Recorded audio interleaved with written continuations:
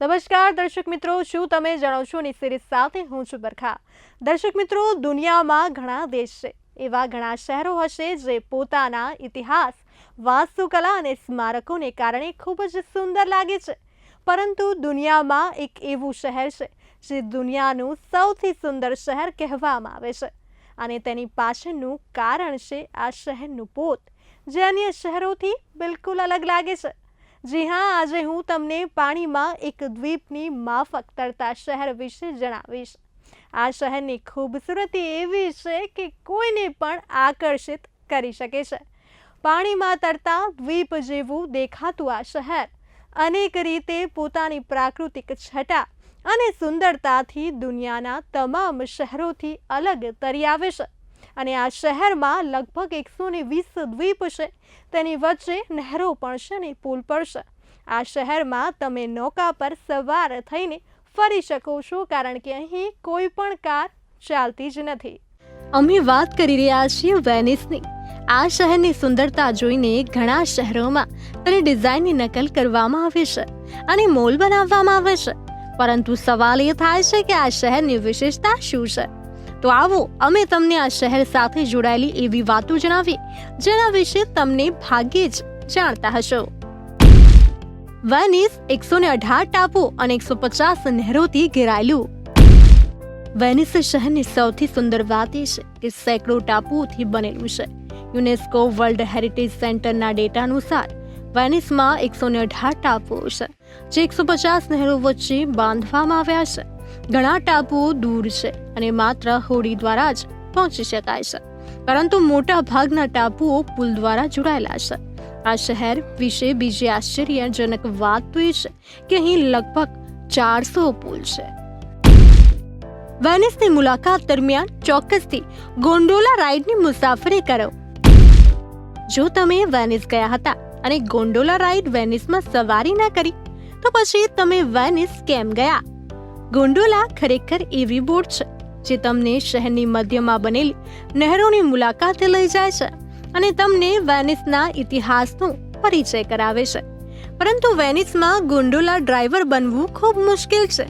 જૂના જમાનામાં આ કૌશલ્ય પરિવારમાં ચાલતું અને પિતા તેના પુત્રને વહેંચતા હતા, પરંતુ હવે તેના માટે વિશેષ તાલીમ અપાય છે અને વર્ષમાં માત્ર 3 કે 4 ગોન્ડોલા ચલાવવા માટે લાયસન્સ આપવામાં આવે છે। ગોન્ડોલા સાથે સંબંધિત એક હકીકત એ પણ છે કે આ બોટો માટે કાળો રંગ હોવો ફરજિયાત છે।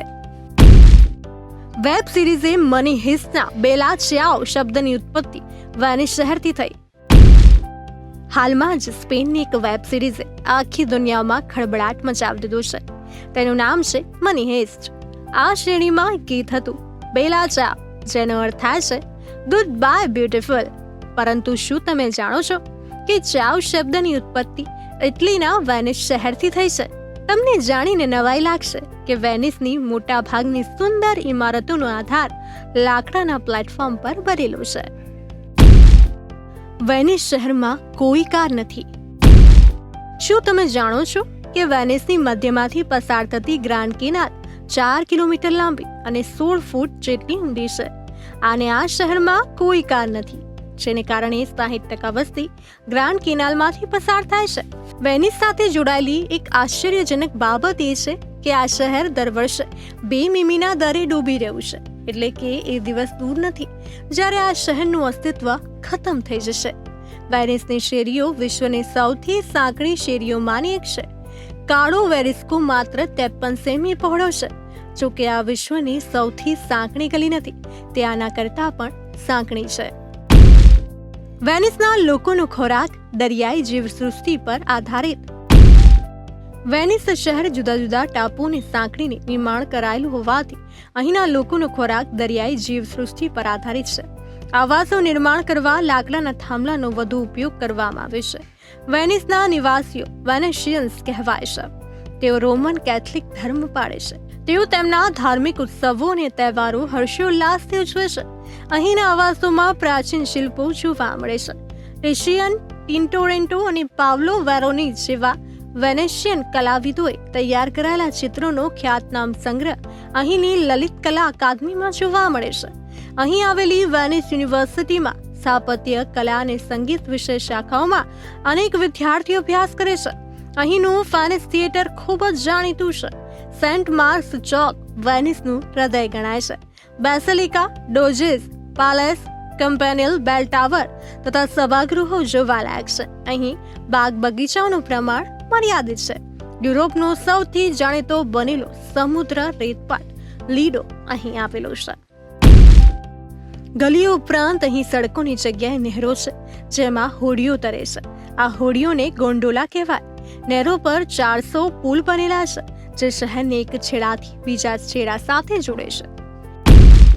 નહેરોના કિનારે આલિશાન બિલ્ડિંગ બનેલા છે, જે પ્રાચીન વેનિસની શાલીનતાની યાદગારી સમાન. આ બિલ્ડિંગ દલદલીય ભૂમિ પર બનેલા, જે લાકડાના સહારે ટકી રહેલા છે. વેનિસની સૌથી મોટી નહેર ગ્રાન્ડ કેનાલ એસ શેપમાં અને પૂરા શહેરને 2 ભાગમાં વહેંચે છે.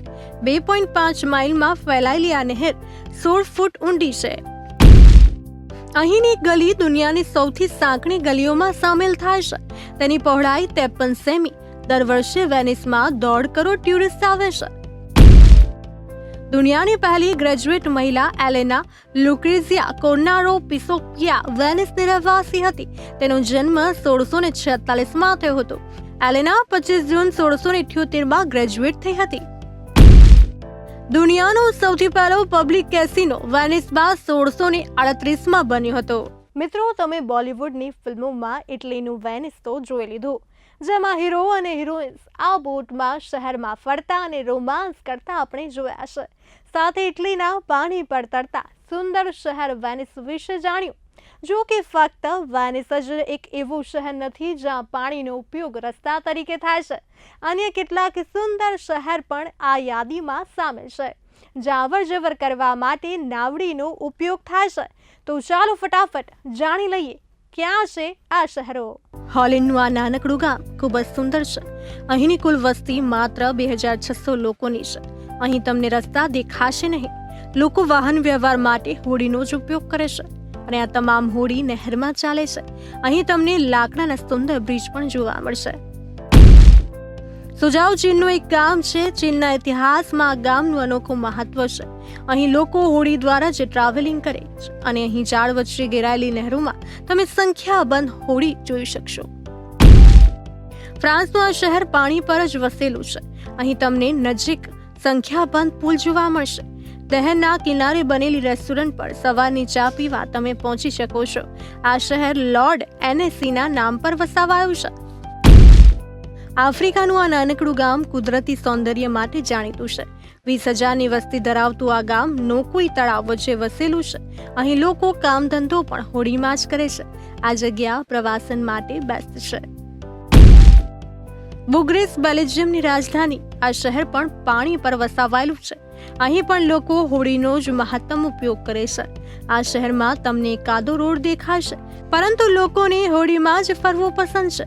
આ જગ્યા સ્વર્ગથી જરાય ઓછી નથી. જર્મનીનું હમ્બર્ગ શહેર પણ પોતાના કુદરતી સૌંદર્ય માટે પ્રસિદ્ધ. હમ્બર્ગને બ્રિજનું શહેર પણ કહેવાય છે. અહીં ઇમારતોને જોડવા માટે પણ પુલ બનાવવામાં આવ્યા છે. આ શહેરમાં 2500થી વધુ બ્રિજ. પ્રવાસીઓ અહીં પાણી પર બનેલા સુંદર આર્કિટેક્ચર જોવા માટે આવે છે. ઇંગ્લેન્ડનું બર્મિંગહામ શહેર દુનિયાના સુંદર શહેરોમાંનું એક. પાણીમાં વસેલા આ શહેરની ખૂબસૂરતી લોકોને આકર્ષિત કરે છે. અહીં તમને સરોવર કિનારે બેસીને શહેરની સુંદરતાને માણી શકો છો. શહેરની અંદર નહેર પર લાકડાના પુલ બનાવાયેલા છે. તો મિત્રો, આ હતી પાણી પર દ્વીપની માફક તરતી વેનિસ સિટી, જેને ખૂબસૂરતી કોઈને પણ આકર્ષિત કરી શકે છે. જી હા, ઇટલીનો પ્રમુખ શહેરો પૈકી એક વેનિસ શહેર ગણાય છે. અહીં દરરોજ મોટી સંખ્યામાં ટુરિસ્ટ શહેરની મુલાકાત લેવા માટે આવે છે અને અહીં નાવમાં સફર કરી ખુશનુમા વાતાવરણમાં ખોવાઈ જાય છે. તો આવી જ અજાણી અને રસપ્રદ જાણકારી સાથે ફરીથી આવીશું શું તમે જાણો છો ની નવી કડીમાં. ત્યાં સુધી જોતા રહો બે ઇન્ડિયા. નમસ્કાર.